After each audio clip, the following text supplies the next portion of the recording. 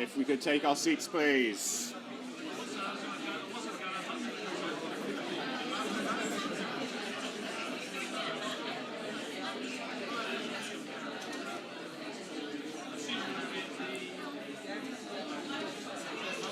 Could we take seats, please?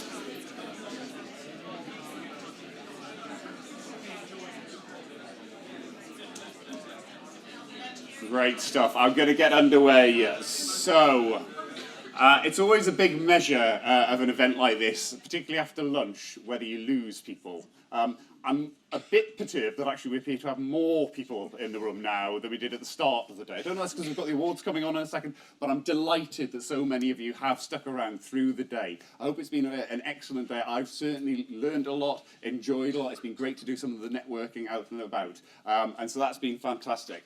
We've got one final keynote speaker before we move on into our awards, and it's someone that we're really delighted to who's been able to come and speak to us today.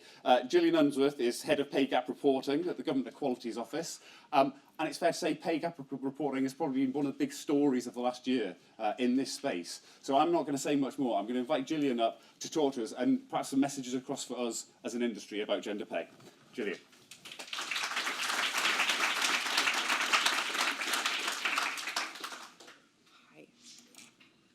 Hey, sorry, I'm a bit of a technophobe, which is it's not a great admission to start off with, but I can click a button though, so that's good. Thanks very much for having me here. As Alistair said, I was a little bit concerned. I spotted I got the graveyard shift, so I'm really pleased that so many of you stood around, and it feels like there's a real energy in the room. I've had a bit of feedback from Matt and Tara who've been here throughout the day, and it's really fascinating hearing some of the stories. But hopefully there are some bits that you don't know yet, and I can fill in those gaps and tell you about what we're doing in the Govt Equalities Office as far as gender pay gap reporting is concerned. So, GEO, Govt Equalities Office, a lot of people don't really know what we do, but this is what we do. We tackle gender pay gap, we look at all areas of equality that fall under gender and LGBT+, but we also have overall responsibility for the Equalities Act 2010. So if anybody's seen about the protests outside Birmingham schools, that's been a problem for us this week as well. But we do work closely with our allies across government that also are responsible for race, disability, age, and all of the other protected characteristics that fall under the Equality Act. And yes, we do work with the people who are developing policy around ethnicity pay reporting. I'll maybe tell more later. Anyway, so as hopefully a recap for everybody, what is the gender pay gap? This is the problem that we are tackling here. On average, women earn 17.9% less than men. It's at an all-time low for the UK. It was quite pleasing when the Office for National Statistics revealed that the gender pay gap had gone down last October. We can't take full responsibility, I must admit. But we still know that there's an awful lot to do to make sure that women have the same opportunities in the workforce to men. But one of the biggest challenges that we do face is a fundamental misunderstanding of what the gender pay gap is. Most people think that it's unequal pay, and that, as set out here, has been unlawful for over 45 years. And that's when two people are doing the same job but are paid differently just because one's a man and one's a woman. The gender pay gap is a bit more complicated than that. It looks at a woman's entire economic life, and it ebbs and flows as a woman goes through, or as people go through their life. Sadly, the most depressing fact that I found out when I first started this job is that the gender pay gap starts to open up a year after we leave university. So less than 12 months after we've thrown our mortarboards in the air, women start earning less than men, and it continues to expand. And it gets to our early 30s when we get to childbearing, child rearing ages, and it starts to open up. And then it keeps widening. We get to our 50s, and that's where it's at its widest, because women who've already borne I'm not going to say burden. It's not a burden. It's a joy, isn't it, looking after children? The majority take on the majority of caring responsibilities, by the time they get to their 50s, there's already been that cultural shift within a relationship that the woman has already stepped back from her career, and so often the male partner will carry on in his career, and the woman will step back and start looking after elderly parents that start to fail around our 50s, the so-called sandwich carers. You've not quite dispatched the kids and the parents start needing help. So it's quite a sad picture, but we're thankfully doing something to tackle that. So we've just come to the end of the second year of gender pay gap reporting. So by now we know that over 10,000 employers are familiar with this box in the top left-hand corner. We ask employers to report 14 different data points on their own website and on our website, and publish, and we strongly encourage people to publish an action plan that demonstrates that not only has this been a mathematical exercise, which, believe me, when you've seen the inquiries that we get into our inbox, it is a bit complicated for people. Explaining the difference between mean and median is one of the most popular bits on our website that everybody likes to go to.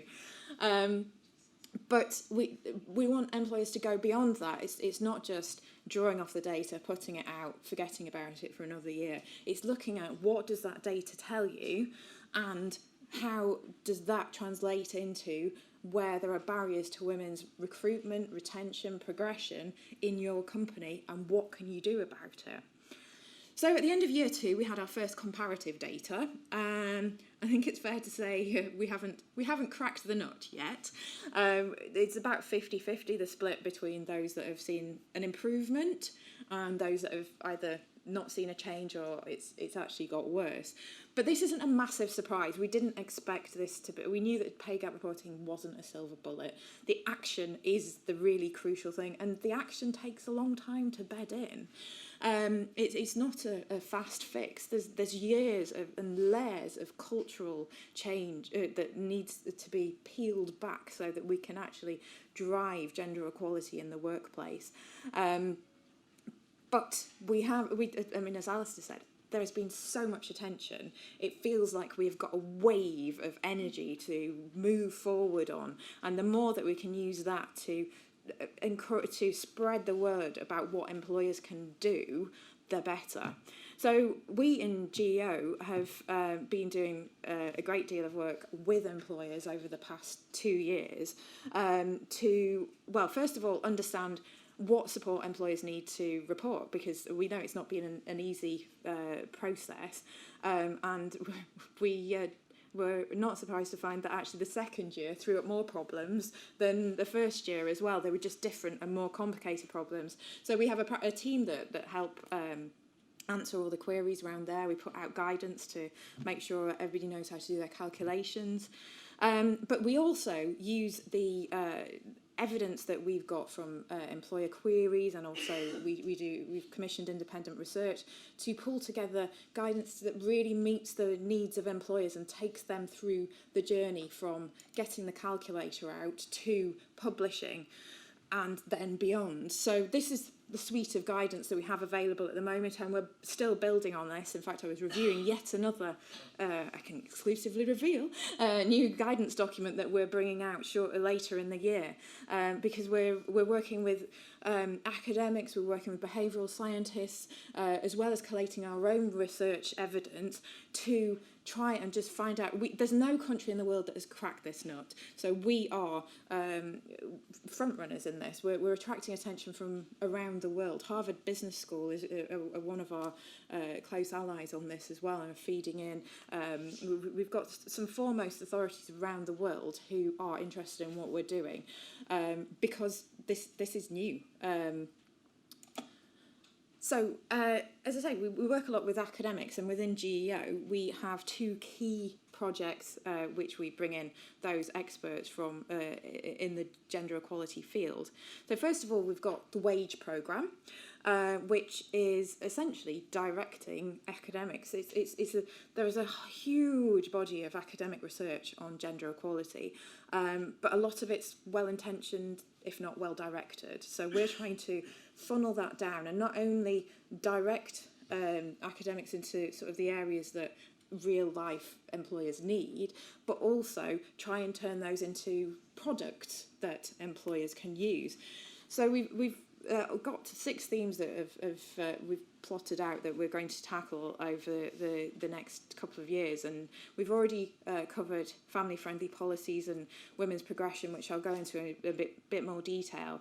Then we're spreading out into women in low-paid and low-skilled roles. That's underway at the moment, and we're collecting all of that evidence to work out what we can do to help women who are in the lower paid roles, and then set out the themes for forthcoming work, which they're quite terrifyingly large ones. We'll shape those and produce as the evidence of into user-friendly documents over the next couple of years on those too. Alongside that, we also work with the Behavioural Insights team, who are a bunch of behavioural scientists, and we are working with them to work out what interventions will work to make a difference in employers. They're doing a series of large-scale trials with employers of over 10,000 people, and I mean, there's some really high-profile ones like Zurich, for instance, that have handed over all of their payroll data and are letting our behavioural scientists go through that to identify what those problems are, what interventions might shift the dial in that organisation, trialling those interventions, and that's all going to be coming out into recommendations for employers. Again, really practical recommendations should come out of that. So, family-friendly policies is the first theme of the wage stuff that we issued, and we have done a whole series of, it's not just a bunch of leaflets that we've handed out, we have done webinars, we do interactive sessions, we can turn up to weddings, baptisms, bar mitzvahs, or whatever, to tell you all about our work here.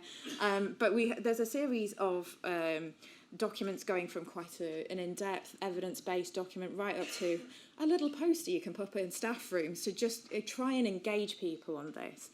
But our focus has been on pulling together evidence around how productivity can be increased through family-friendly policies, and I know one of the tales that Matt and Tara were telling me about earlier was around how I think it was Lauren who was speaking about how she when she requested flexible working at work, then actually a whole bunch of men came forward and also said, yeah, I want a bit of that. So, and then this is genuinely family friendly. This is talking about parents, this is talking about men and women, and how that can improve working for everybody.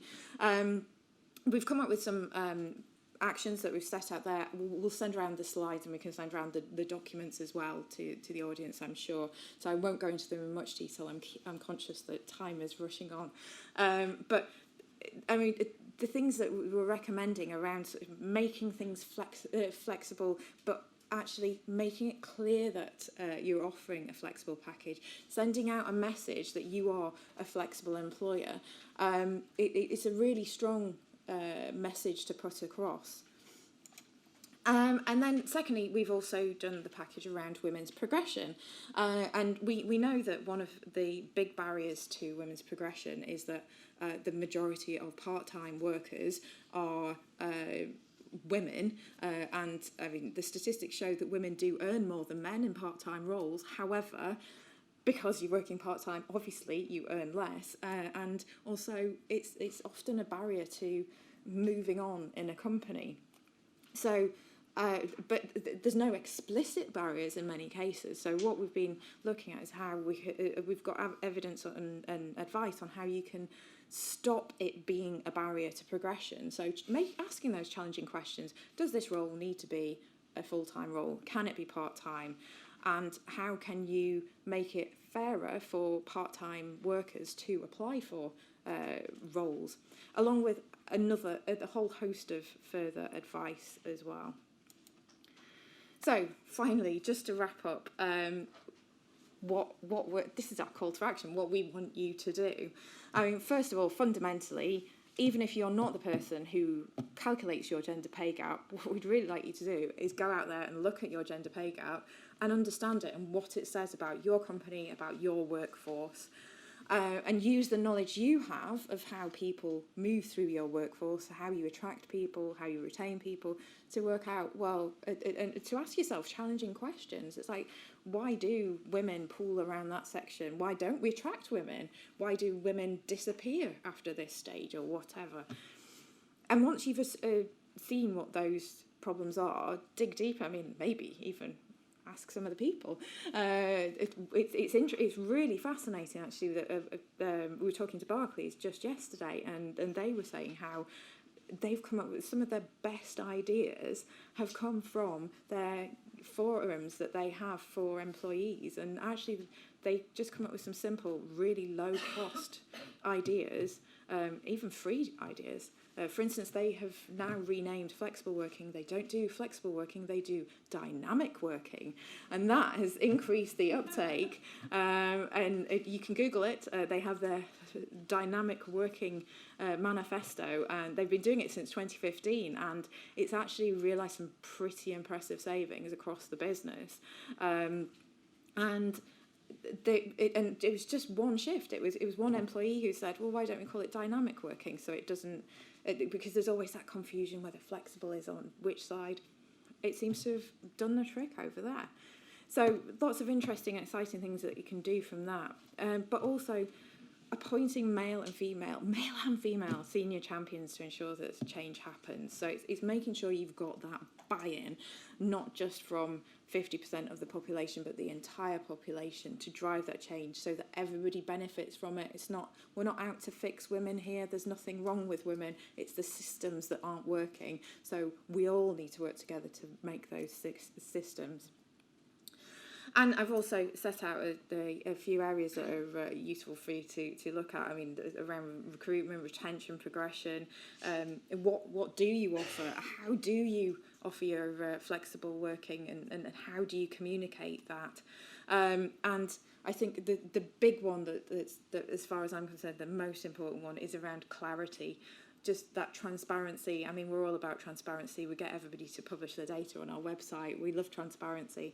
But it really is the key to unlocking gender equality, because so often barriers to people, not just women, but people just from different socioeconomic backgrounds, from different ethnic backgrounds, just anybody who's not in the club, so often just don't know the rules of the game, and that makes it so difficult to play. But those people who do know the rules often don't realise that they know the rules, excluding those who don't. And so the more that we can put how much people can expect to be paid, how people can progress through the company, just getting the processes written down in a boring flow map, that's enough to start the ball rolling around that transparency and give people equal access to move on and to take advantage of all the opportunities open to them. So that's where I would like to park. So thank you very much for listening.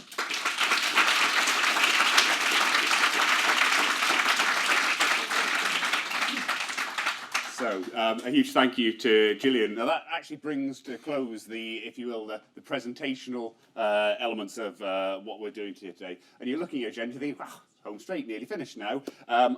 All I can say is that is merely a very, very tasty appetizer. Everything from this morning until now to what is now the main event, which is the awards. Those of you who are frequent flyers at these awards will also know this is where it tends to go wrong. And when I say this is where it tends to go wrong, this is where I tend to go wrong. Every year I say, don't worry, it's going to be fine this year, and every year I cock it up. So watch out, try and spot where I go wrong. So just a little bit of background. We should have some people who are giving out the awards. This is me trying to roll the wicket that we don't mess things up. If you are giving out awards, have your envelope, if you can come up at the appropriate category. We have got some highly commendeds. You've all been to an award ceremony before. Highly commended people, please don't come up to the stage. Bask in the glory from your seat. Thank you very much. If you are a winner, we've all been to award ceremonies. What I don't really want is 30,000 people arriving on the stage dancing. 3 people from any organisation will take some photos. I'm sure you've got some really interesting things to say. Please say those things in the drinks afterwards rather than trying to command my microphone. So, with all that hubris out of the way, I will crack on into the main awards. There you go. Inspiring Change for the Community is up there, and I managed not to click onto the winner before I've announced who it is, which was what I did one year. So, our winning entry, and I should say that this category is sponsored by the Civil Engineering Contractors Association, and I am supported here today by Bryony Wickenden, who will present our award. So, our winning entry has helped long-term employed people return to work in an area of the country that has deep pockets of poverty. At the time of the submission, 126 people had taken part in an employability development programme, upskilling them so that 70% of the attendees had found employment. The programme provided candidates with a 4-week work placement based on their strengths and their areas of interests. Most had never experienced working in the construction industry. The company itself has benefited from employing some candidates from the programme, thus reducing their recruitment costs. This submission was described by the judges as a clear winner. Bryony, can you tell us who that winner is? I should know, shouldn't I? I do know. I think the people in the room know, probably. It is Morgan Sindel. Congratulations.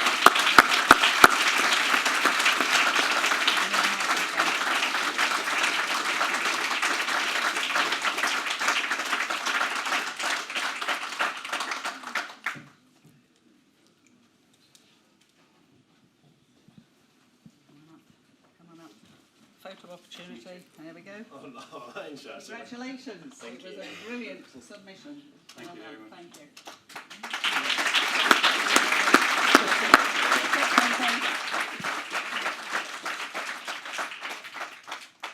There you go. Thank I you think very it was much. the right one, didn't I?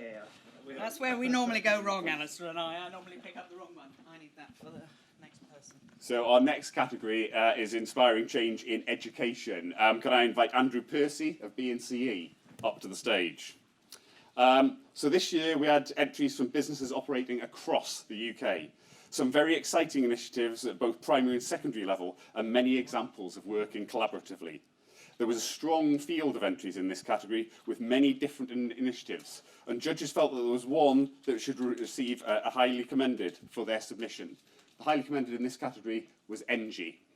So congratulations to NG. So NG had developed a comprehensive programme of activities to support and educate students from primary to further education. However, our winning entry has also developed a programme which has interacted with over 2,000 children at primary schools, engaged and inspired over 3,000 through secondary schools, and ultimately brought some of those children into apprenticeships. 75% of those who have progressed through the programme have found jobs with the company, and a further 14% have found jobs in construction. Andrew, can you please open the envelope and announce our winner? And the winner of the Inspiring Change in Education Award is Alan Griffiths Contractors Limited. Now, you may notice Alan Griffiths Contractors Limited. this fella is one of my colleagues from Seeker. In most award ceremonies, we would now go to a video screen for our awarder that could not make it today. Unfortunately, we only found out relatively late that they couldn't make it today. So Paul, who is our regional director down in the southwest of England, with strong links into Alan Griffiths, Thank you. if you could accept the award on their behalf. Thank you very much indeed. That's excellent.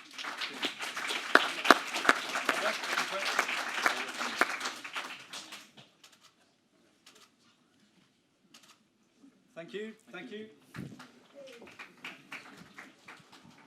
Our third category is Inspiring Change in the Workplace. This category is sponsored by Anglian Water. Can I invite Jason Tucker up to present the award?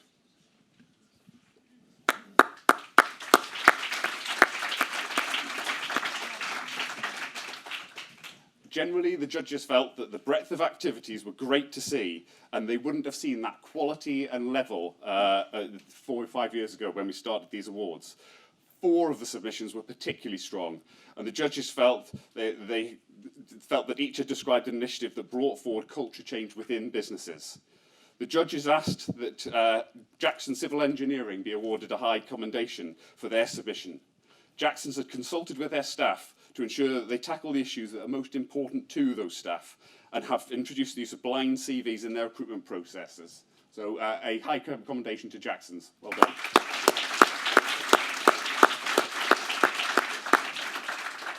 However, the winning entry aims to address the underrepresentation of minority groups and has introduced a multicultural affinity network and developed toolbox talks and webinars, mentoring high-performing young people from disadvantaged backgrounds, establishing a reverse mentorship programme to give senior leaders insight into ethnic minority experience.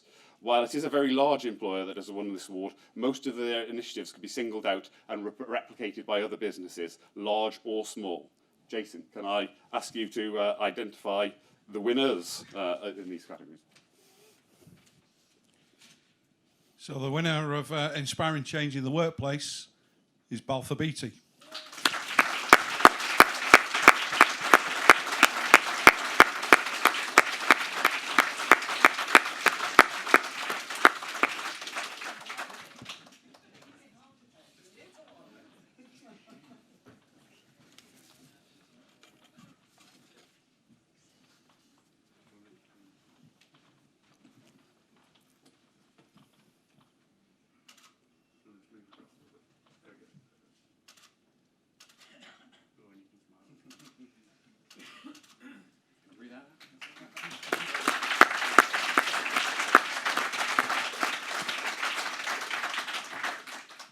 Our next category is the Inspiring Change SME Award.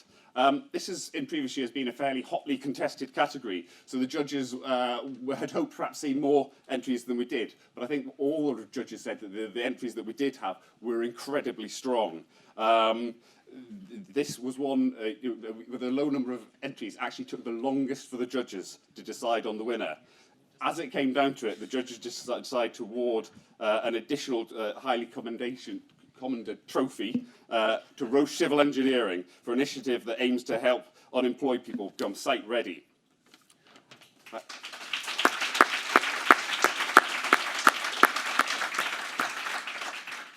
The winning entry also aims to create site-ready candidates for employment as plant operatives, targeting ex-offenders from HM Prison, Hindley and Wigan.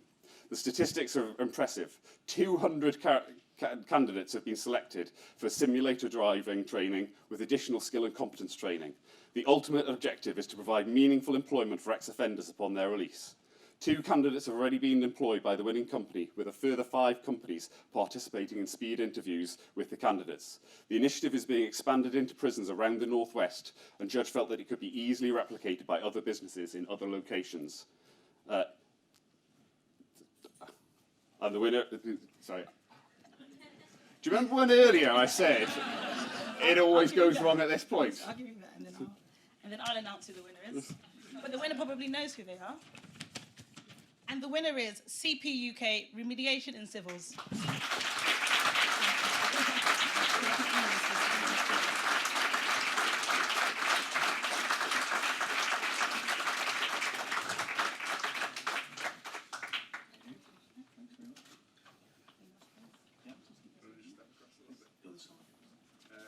Shimmy down.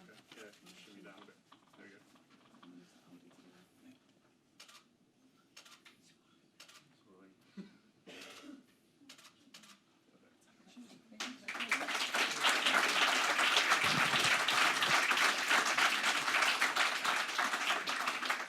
It was all going so well. So we now move on to our project awards. These are sponsored by CITB, and we have a couple in this category. We've had so many good entries, the judges decided to make those 2 awards, one for community and one for workplace. The award is being sponsored by CITB, and Debbie Johnson will present the project award for Inspiring Change in the Community. So welcome, Debbie.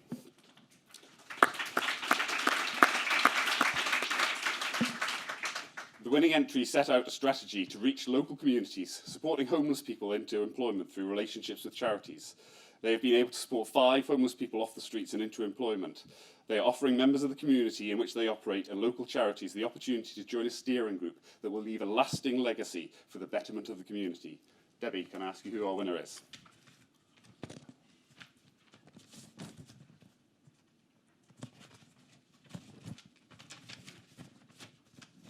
And the winner of the Inspiring Change in the Community 2019 Project Award is Costain Skanska Joint Venture.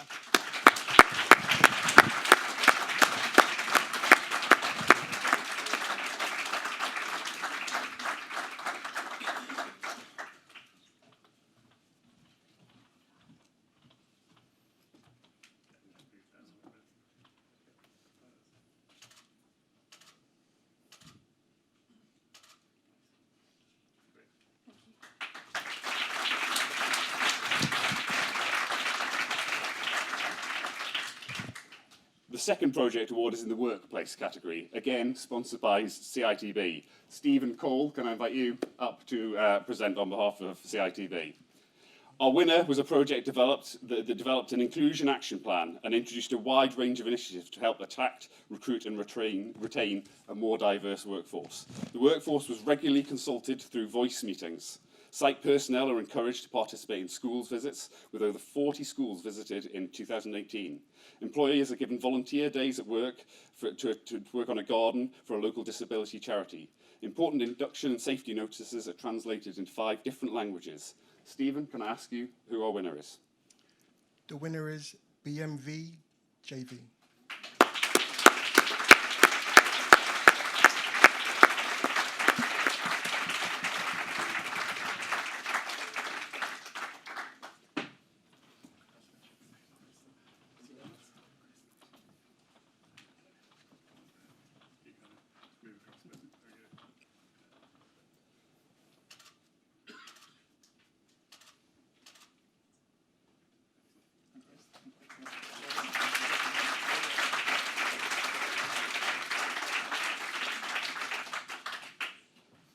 Now, that brings us to our final award for this afternoon, and that is the Thur Inspiration Award.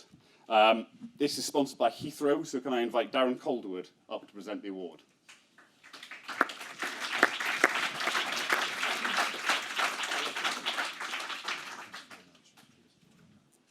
So this was another hotly contested category, with 4 different submissions being championed by 4 different judges. But in the end, the judges agreed on a winner and are highly commended. Take Tan has been awarded highly commended by the judges.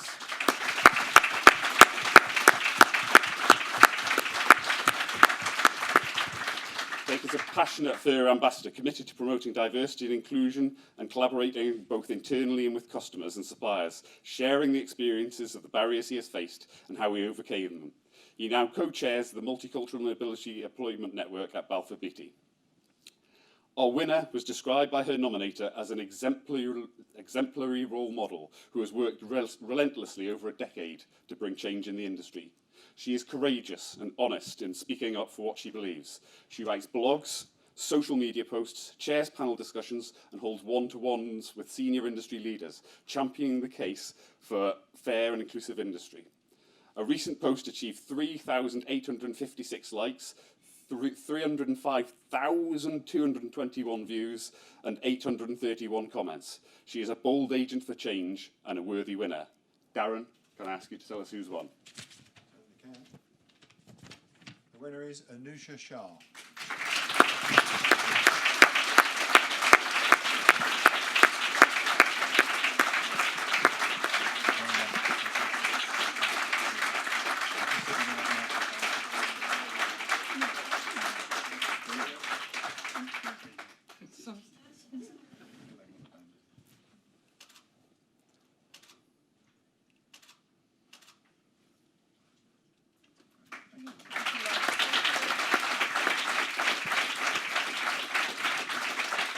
Alistair, can I just interrupt? Oh, good Lord. Go on.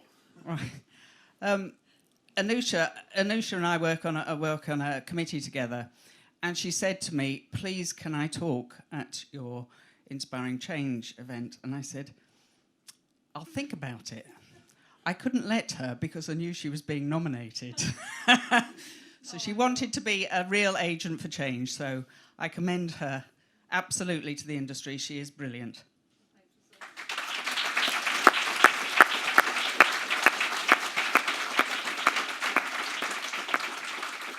So, in true BBC style, that brings us to the end of our advertised programming. However, it's not quite the end. I really have to say some huge thank yous. Last year when I came here, I said that this was my favourite day of the year working for Seeker.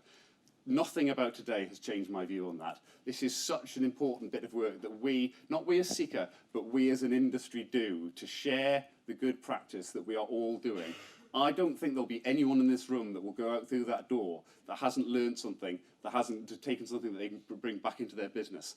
And it's an important task to do so, because it's about making our workplaces better places for ourselves, for our colleagues, and for the next generation that we want to bring in.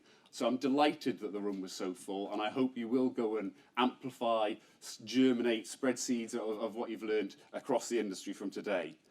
There's a few other thanks I'd like to make. Our sponsors, I can't go without saying, genuinely this event would not happen without those people who are willing to contribute. CITB, BNCE, Heathrow, Anglian Water, Action Sustainability, their names are all spread across the room, so we hope that you've had a chance to speak to them and the work that they are also doing to address this agenda. I'd like to thank our speakers. I mean, I didn't get a chance to sit in everything because there were the things upstairs and downstairs, but every single speaker that I saw was outstanding, and I'm pretty confident that those of you who are downstairs got an equally high quality array of presentations. Our exhibitors, Building Heroes, Building Good Lads Initiative, 5% Club, Mates in Mind, and Building Heroes. I hope, again, you had a chance to speak with them. I'd also like to thank our venue. We asked for sunshine, and they gave us sunshine, so I will probably be back here again next year. I'd like to thank our staff, so Dave and Leone and Mary-Claude and Houston. But there's one person above all that I really want to thank, and you just heard from her. Bryony has been an absolute bloody hero in relation to this.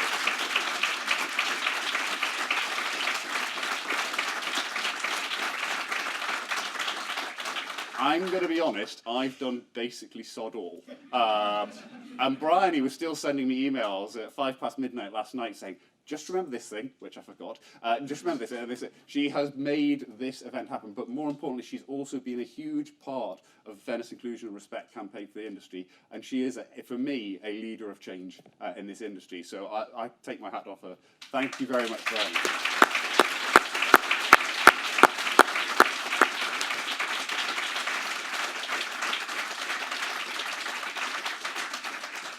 Which leaves me only one more thing to do. This is partly about networking. I gather there are drinks outside. Please do stay around. Please do have a drink.